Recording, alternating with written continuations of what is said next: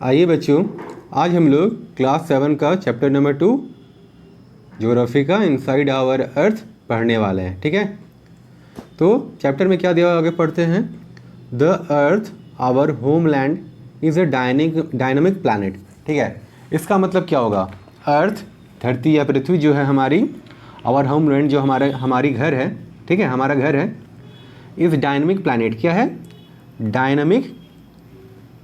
Dynamic planet है। इसका मतलब क्या होगा? डायनामिक मतलब क्या होता है? डायनामिक मतलब होता है जिसमें लगातार चेंजेस आते रहे। क्या आते रहे? चेंजेस आते रहे और बदलाव होते रहे, है ना। तो डायनामिक प्लैनेट है। ठीक है, इट इज़ मतलब कुछ ना कुछ इसके अंदर होते ही रहता है। It is constantly undergoing changes inside and outside. देखिए लिखा हुआ है ना, इट इज़ कॉन्स्टेंटली, ये लगातार इसमें क्या हो रहा है, इसमें क्या हो रहा है, मतलब अंडरगोइंग मतलब किसी में कुछ प्रोसेस हो रहा है तो उसको बोलते हैं अंडरगोइंग। ठीक है, क्योंकि उसमें कुछ हो रहा है। चेंजेस इनसाइड एंड आउटसाइड, इसके ऊपर भी कुछ बदलाव होते रहता है, हमेशा कुछ ना कुछ होते रहता है। इसके अंदर में भी, पृथ्वी के अंदर में भी जो कोर है, ठीक है, ये आप फिगर देख सकते हैं, अभी दिखाएंगे आपको, उसमें भी अंदर कुछ होते ही रहता है। जैसे आप जानते हैं ना, जब लावा वगैरह निकलता है, जब क्या बोलते हैं उसको, वॉल्केनो इरप्शन होता है, वॉल्केनिक इरप्शन धरती के ऊपर। अच्छा, नहीं पता होगा अभी तो बताते हैं। एक तो अर्थक्वेक आता है धरती के ऊपर, ठीक है ना।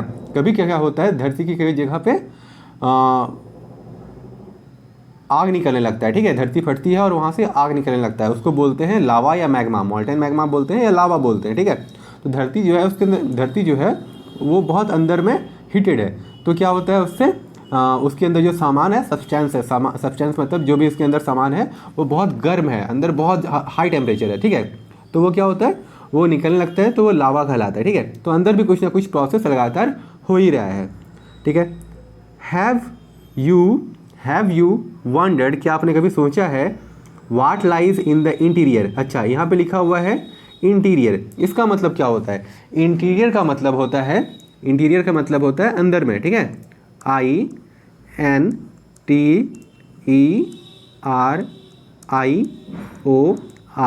इंटीरियर मतलब होता है इनसाइड। ठीक है, किसी भी चीज़ के इनसाइड मतलब इंटीरियर। ठीक है, इंटीरियर ऑफ द अर्थ, धरती के अंदर। What is earth made of, यहाँ एक क्वेश्चन है, सवाल दिया हुआ है, what is earth made of, जो धरती है हमारी, ठीक है, वो किस चीज़ से बनी हुई है। ठीक है, चलिए आगे देखते हैं। अब देखिए यहाँ लिखा हुआ है interior of the earth, interior मतलब धरती के अंदर। ठीक है, इसके बारे में पढ़ते हैं आगे क्या क्या है। ठीक है, चलिए।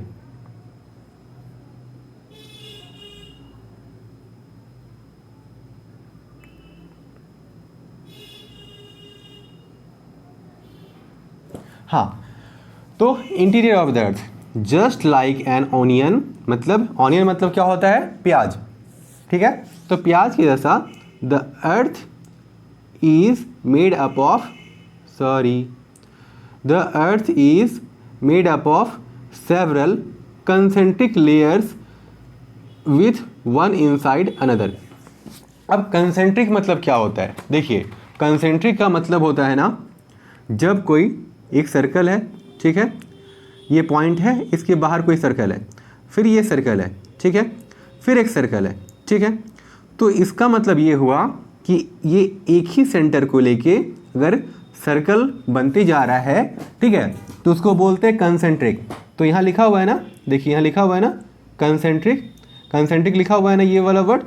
तो देखिए एक्चुअली क्या है, ये जो रेड पोर्शन है हमारा, ये जो रेड पोर्शन है, देखिए, फिर यहाँ पे ये येलो पोर्शन है, फिर यहाँ पे ये देखिए, ये जो हमारा ये जो अर्थ है, ठीक है, उसको आप ध्यान से देखिए, तो ये लेयर वाइज है। ठीक है, अब लेयर कैसे है, सबसे पहले ये इनर कोर है, ठीक है, फिर ये रेड वाला लेयर है, फिर ये येलो लेयर है, और फिर ये परत है, और फिर लास्ट में सबसे पतली परत वो किसकी होती है, मिट्टी की होती है।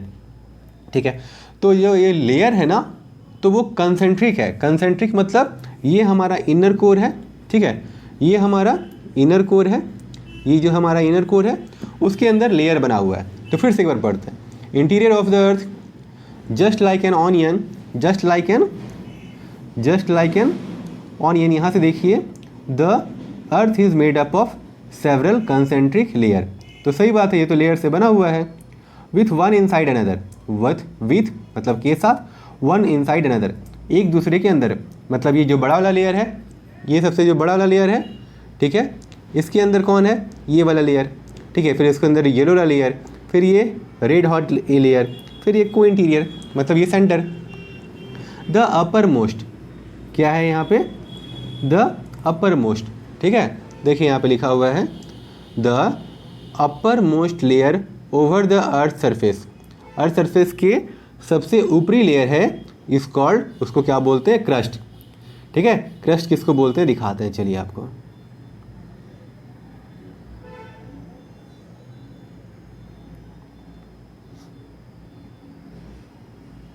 देखिए ये जो लिखा हुआ है ना, ये यहाँ पे क्रस्ट लिखा हुआ है, क्रस्ट किसको बोलते हैं, ये आपको लाइन दिख रहा है क्रस्ट, ठीक है। तो ये जो ये वाला लेयर है ना, ये जो लेयर है इसको बोलते हैं क्रस्ट, ये चारों तरफ जो है उसको बोलते हैं क्रस्ट। तो यहाँ क्या लिखा हुआ है, the upper most layer over the earth surface is called crust, इसको क्या बोला जाता है, crust. It is thinnest of all the layer, ये सबसे पतली है, ठीक है, ये सारे लेयर से सबसे पतली है। इट इज़ अबाउट 35 किलोमीटर, ये कितनी चौड़ी है, या मतलब कितना इसका डेप्थ है, 35 किलोमीटर।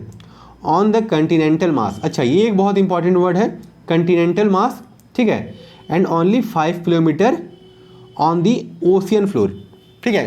कंटिनेंटल मास मतलब क्या होता है और ओशियन फ्लोर मतलब क्या होता है, ठीक है।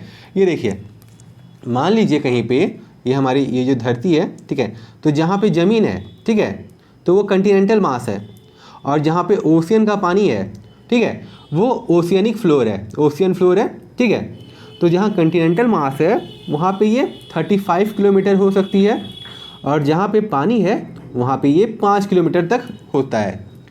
द मेन मिनरल्स मतलब क्या होता है, खनिज पदार्थ, ठीक है, मिनरल्स। अब मिनरल्स मतलब आप क्या समझ सकते हैं, कोल एक आम है, कोल है, गोल्ड है, सिल्वर है, एल्युमिनियम, जो भी धरती से निकलता है, जितना भी माइका है, ये सब क्या है, मिनरल्स है, खनिज है। द मेन कंस्टिट्यूएंट मतलब क्या होता है, जो कोई भी चीज़ से कुछ बना है तो उसको उसका कंस्टिट्यूएंट बोलते हैं। मान लीजिए जैसे घर में सब्जी बना, तो उसमें जो चीज़ डाला गया है वो उसका कंस्टिट्यूएंट है, मसाला है, पानी है, हरा सब्जी है, आलू है, जो भी है वो उसका कंस्टिट्यूएंट है सब्जी का, ठीक है। तो यहाँ मेन मिनरल्स जो खनिज है, कंस्टिट्यूएंट्स ऑफ द किसका है, कंटिनेंटल मास, कंटिनेंटल मतलब ज़मीन है, ठीक है, वो उसी चीज़ से बनी है, तो उसको बोलते हैं मेन मिनरल्स। जो मेन खनिज है, धरती में मट्टी है और भी जो चीज़ें से मिलकर बनी है, वो उसका कंस्टिट्यूएंट है, किसका, कंटिनेंटल मास का, मतलब ज़मीन का, ठीक है।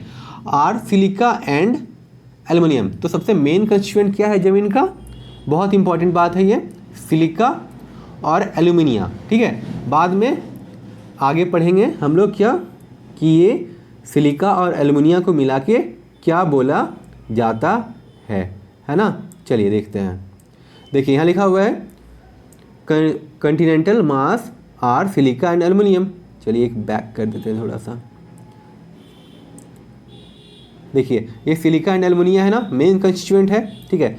इट इज़ दस कॉल्ड सियाल, इसको क्या बोला जाता है, सियाल बोला जाता है, ठीक है। दोनों को मिला के, किसे उसको मिला के बोला जाता है, सिलिका को, अगर हम सिलिका को मिलाते हैं, ठीक है, सिलिका को मिलाते हैं और किसको मिलाते हैं, एल्युमिनियम को मिलाते हैं, एल्युमिनिया को मिलाते हैं, एल्युमिनिया को मिलाते हैं, तो ये क्या बन जाता है, सॉरी ये हमारा क्या बन जाएगा, सियाल बन जाएगा, ठीक ना। तो ये क्या बन जाएगा, ये बन जाएगा हमारा सियाल, ठीक है। इसको फिर बोलेंगे दोनों को मिला के सियाल। तो देखिए यहाँ लिखा हुआ है सियाल, ठीक है, ये सियाल लिखा हुआ है यहाँ पे। तो सियाल क्या होता है, silica plus alumina. The oceanic crust, अब जो क्रस्ट मतलब ओशियनिक क्रस्ट मतलब जहाँ धरती है और धरती के ऊपर पानी जो है, वहाँ पे जो क्रस्ट है, मतलब जो वहाँ पानी का पूरा लेयर है, mainly consist of silica and magnesium. अब जहाँ पानी है, ओशियन में जहाँ पानी है, ठीक है, तो उसको क्या बोलते हैं, वहाँ पे क्या होता है, मेन कंस्टिट्यूएंट क्या होता है, किससे बना होता है। तो देखिए यहाँ लिखा हुआ है सिलिका, क्या लिखा हुआ है, देखिए तो यहाँ पे सिलिका लिखा हुआ है और मैग्नीशियम लिखा हुआ है ना, मैग्नीशियम लिखा हुआ है। तो